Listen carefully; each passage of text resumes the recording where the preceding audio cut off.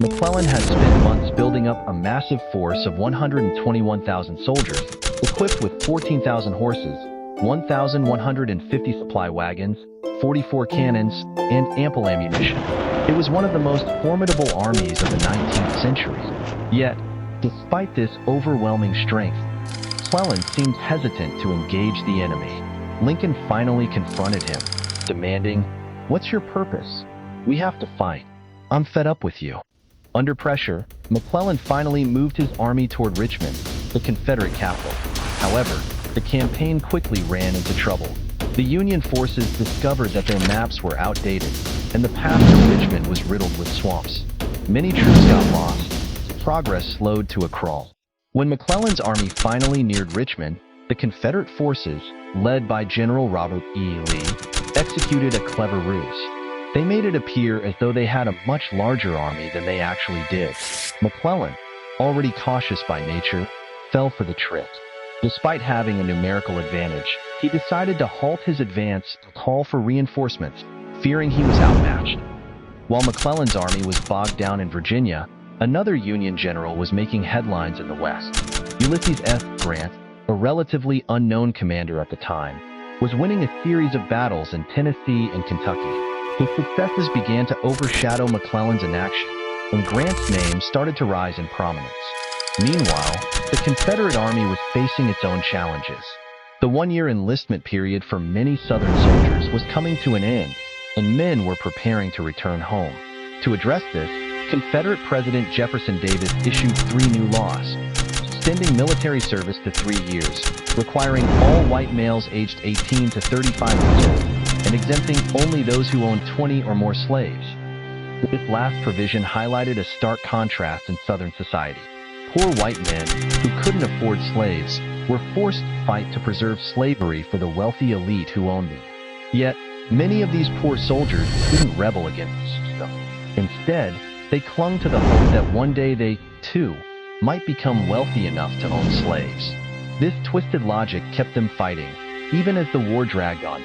By late 1862, the war had transformed the United States in profound ways.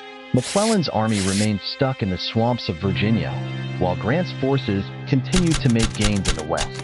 Robert E. Lee, the Confederate general, was earning a reputation for his brilliant strategy, consistently defeating larger Union armies and preventing the North from gaining ground.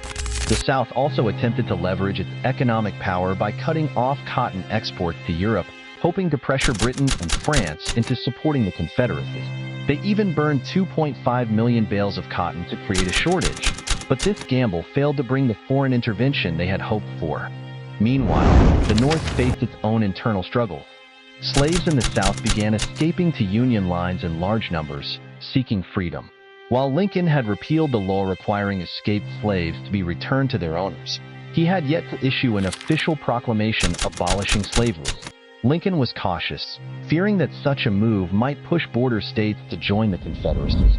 Instead, he proposed compensated emancipation, offering slave owners $400 for each slave they freed, and even explored the idea of relocating freed slaves to colonies in Africa. These half measures satisfied no one, and pressure continued to mount for a more decisive stance. The turning point came in September 1862 during the Battle of Antietam. After Lee's Confederate forces invaded the North, McClellan finally engaged them in a bloody confrontation. The battle resulted in massive casualties on both sides, 12,000 for the Union, 10,000 for the Confederacy. Though the Union technically repelled Lee's invasion, McClellan failed to capitalize on the victory. Instead of pursuing the retreating Confederate army, he hesitated once again, allowing Lee to escape. This missed opportunity infuriated Lincoln and further eroded confidence in McClellan's leadership. The Battle of Antietam marked a pivotal moment in the war. It gave Lincoln the political leverage he needed to issue the Emancipation Proclamation, declaring that all slaves in Confederate-held territory would be free.